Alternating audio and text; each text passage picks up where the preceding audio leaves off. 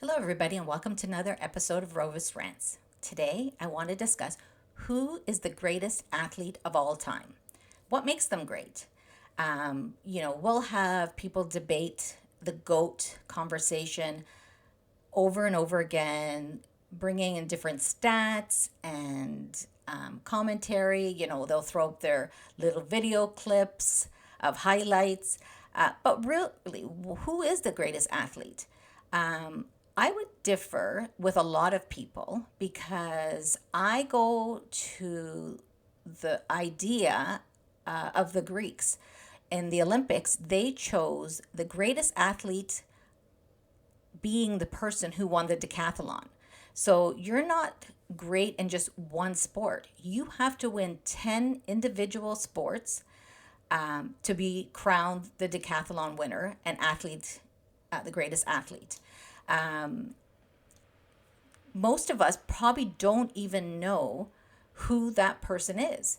I, as a Canadian, saw because the person who won the last decathlon was Canadian, so that was a proud moment for us in Canada. And his name is Damian Warner. But again, most people probably could not name him from anybody. We're used to having the GOAT debate on specific sports. And some sports, I think the greatest of all time is determined by many factors. I think we can agree for the most part that Wayne Gretzky is probably the greatest hockey player of all time. Another Canadian, by the way. Simone Biles, greatest gymnast. She's amazing, even with some of her challenges that she's faced over her lifetime. I don't see her being beat anytime soon. She's surpassed to the point where points had to be, the pointing system had to be changed because she was above and beyond everybody else in her designated sport. Serena Williams, absolutely amazing woman. And we can probably say she's the GOAT of tennis. When you come to basketball, we have the LeBron and MJ huge debate. But again, these are all people who play one individual sport. And when we say the greatest athlete, we don't say the greatest in one sport. We're saying athlete. So you're talking about endurance, strength, agility, speed,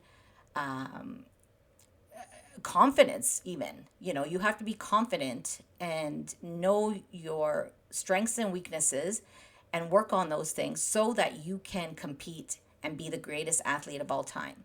So again, Damian Warner was chosen as the last, actually, I shouldn't say chosen, he won the last decathlon.